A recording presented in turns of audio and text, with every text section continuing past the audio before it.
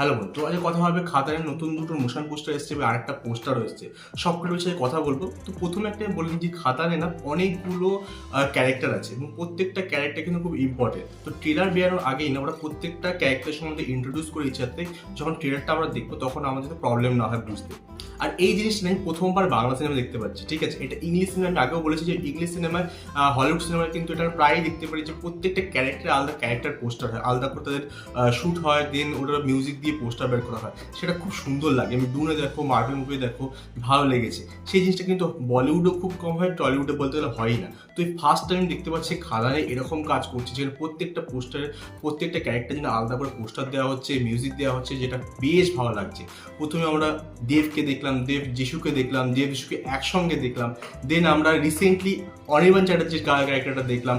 এরপরে এখন দেখতে পাচ্ছি হচ্ছে আমরা বারখাকে যদি ওর মনে থাকে, বারখা আর দেবের কিন্তু দুই পৃথিবী মুভিতে একটা চরম গান ছিল, ঠিক আছে? সেই গানটা আমরা এখনো শুনি। তো দেবের প্রথম দিকে যে গানগুলো আছে না, সেই গানগুলো কিন্তু আমরা এখনো শুনি। সেরকম একটা গান কিন্তু বারখার সঙ্গে এখানেও থাকতে চলেছে। তো যাই হোক, এই ক্যারেক্টারটির কথা বলি। ক্যারেক্টারের নাম দেওয়া হচ্ছে যমুনা, আর এই ক্যারেক্টারটা দেব মানে বাবা দেব যেটা হবে তার লাভ ইন্টারেস্ট হবে, ঠিক আছে? তো এখানে যে দেখতে পাচ্ছি এখানে হাতি ছাগল নিয়ে একটা গ্রামীণ ব্যাপার দেখা যাচ্ছে। তো প্রথম দিকে যেটা বোঝা যাচ্ছে যে কটা পোস্টার যেগুলো বাবা দেব তার সঙ্গে তার যিশু এবং পরের ক্যারেক্টারগুলো যেগুলো দেখলাম সবকিছুই মনে হচ্ছে একটা আদিবাসী ব্যাপার রাখা হচ্ছে। তো যে মিউজিকটা শোনো, মিউজিকের মধ্যে আদিবাসী ব্যাপার আছে। ওর যে সাজ পোশাক দেওয়া হয়েছে, ও হাতে দেখা একটা ছাগল আছে, ওর যে শাড়ি পরার ধরন, ওর যে মানে পুরো মেকআপটা, পুরো গেট আপটা, পুরোটা একটা একটা গ্রামীণ বিষয়। শুধু গ্রামীণ না, একটা হচ্ছে আদিবাসী টাইপের বিষয়, যেটা হচ্ছে খুব রেয়ার।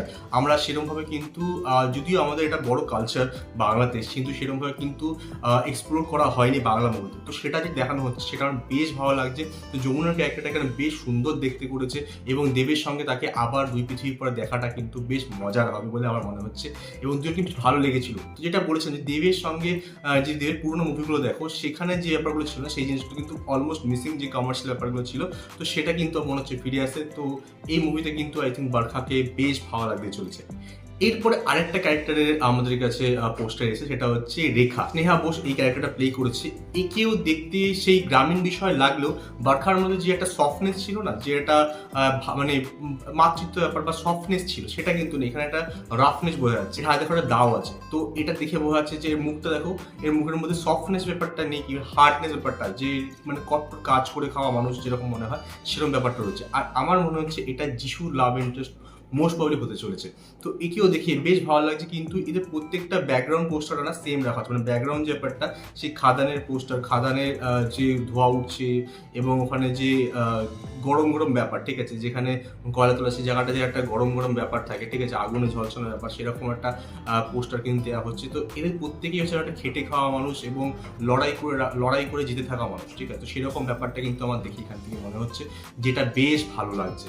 এবং লাস্ট পোস্টারটা যদি কথা বলি, সেটা হচ্ছে খাদানা 30 দিন বাকি আছে, সেই একটা পোস্টার দেওয়া হয়েছে দেবের তরফ থেকে। দেব বসে আছে কয়লার ওপর বলতে গেলে এবং হাতে একটা অস্ত্র, যে অস্ত্রের রক্ত লাগা, সেটা যে ড্র ব্যাপার, যেটা আমরা বাংলা সিনেমা প্রায় দেখিই না।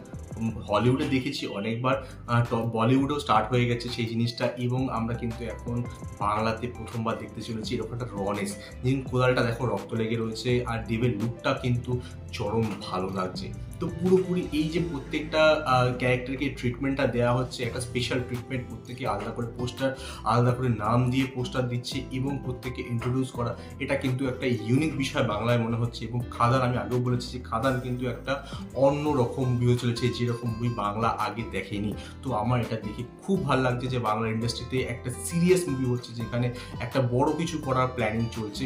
তো সেটা আমার দেখে খুব ভালো লেগেছে। তো তোমাদের এই বিষয়ে কি মতামত, তোমাদের কেমন লেগেছে প্রত্যেকটা পোস্টার, প্রত্যেকটা মোশন পোস্টার, এই বিষয়ে তোমাদের মতামত কিন্তু আমাদের কমেন্টে নিশ্চয়ই জানিও। আমার সঙ্গে দেখা হবে নেক্সট ভিডিওতে। বাই।